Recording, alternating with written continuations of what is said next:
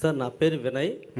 నా డౌట్ ఏంటంటే కొంతమంది మేరీ మాతను దేవతగా కొలుస్తున్నారు, కొంతమంది సబ్జెక్ట్ రిలేటెడ్గా ఉండాలి క్వశ్చన్.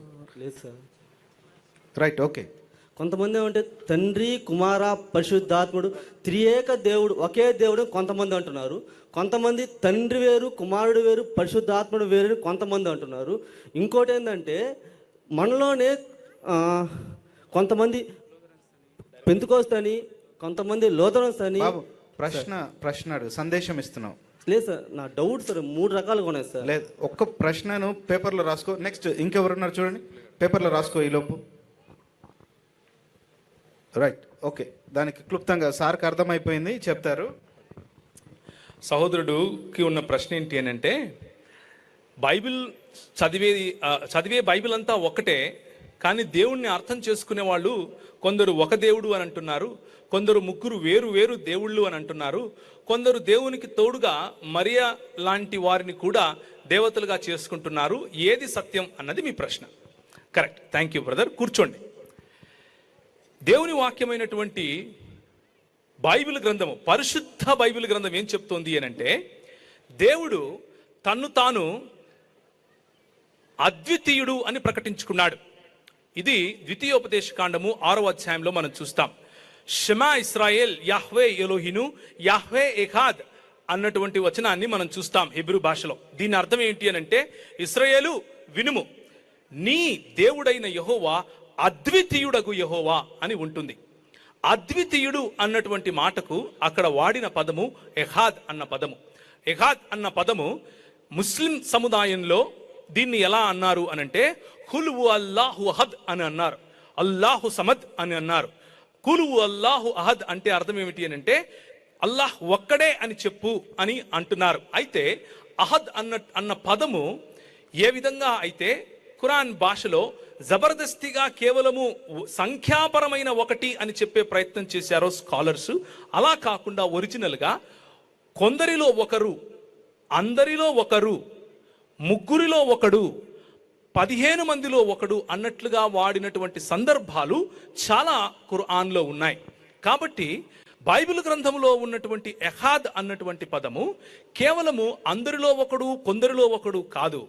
ఆయన ఒక దేవుడు, కానీ ఆయనను పోలిన వారు ఇంకొకరు లేరు అని చెప్పే విధంగా, బహుళత్వాన్ని చాటే విధంగా, ఆయన సంఖ్యాపరమైన ఒకటి కాదు, ఆయన బహుళత్వము కలిగినటువంటి అద్వితీయ సత్య దేవుడు అని చెప్పే విధంగా దేవుని వాక్యము ఆ మాటను చెప్పింది.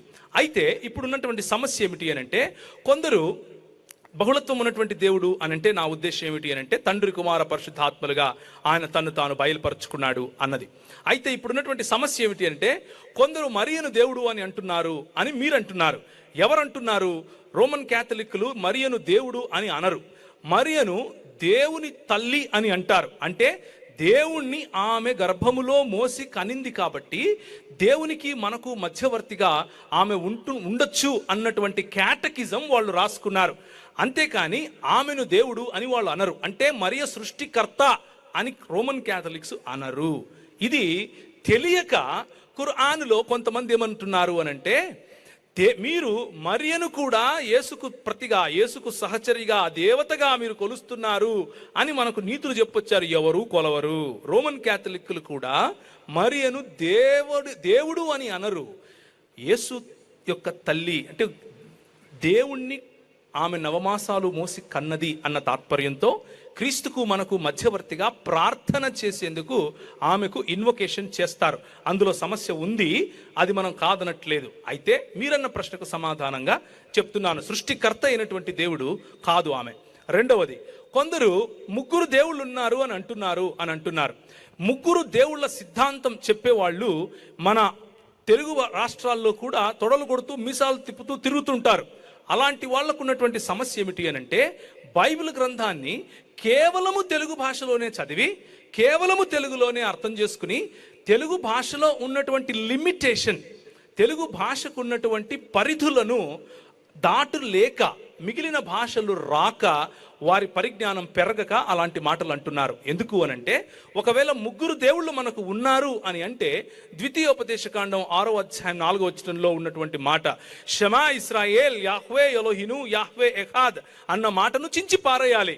బైబిల్లో ఏదైనా చించి పారేద్దామా అని అడగండి. అదే మాటను మార్కు సువార్తలో ప్రభువును ప్రశ్నించినప్పుడు అదే మాటను ఆయన చెప్పారు. కాబట్టి ముగ్గురు దేవుళ్లను మనము ఆరాధించము. అయితే మనం ఎవరిని ఆరాధిస్తాము అనంటే, మన దేవుడు ఒక దేవుడు, కానీ ఆయన తన్ను తాను తండ్రిగాను పరిశుద్ధాత్ముడిగాను కుమారుడిగాను వ్యక్తులుగా, వినండి, ముగ్గురు దేవుళ్ళగా కాదు, ముగ్గురు వేరు వేరు వ్యక్తులుగా బయలుపరుచుకున్నాడు.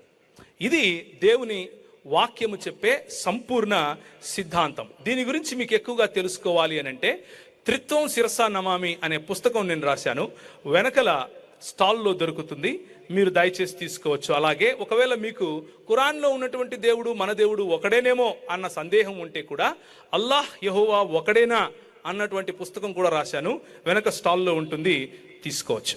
రైట్.